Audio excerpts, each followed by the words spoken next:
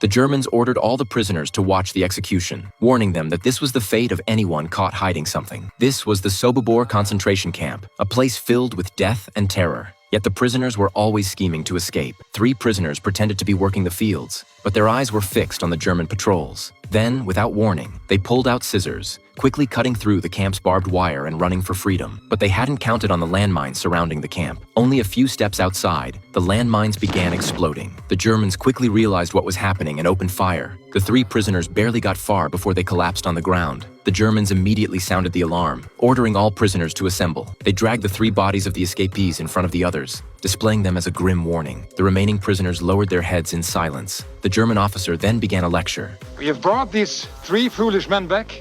There's no escape from Sobibor. There's only death. For those insane enough to try.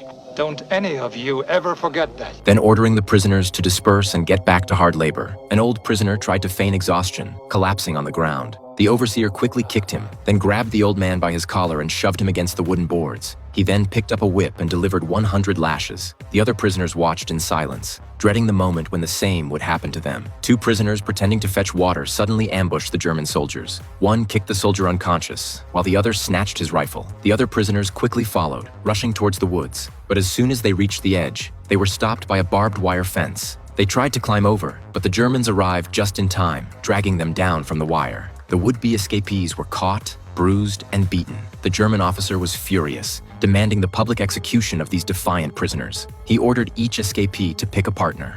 If you 13 men do not select 13 to die with you, then I will select 50. So the decision is yours. 13 or 50.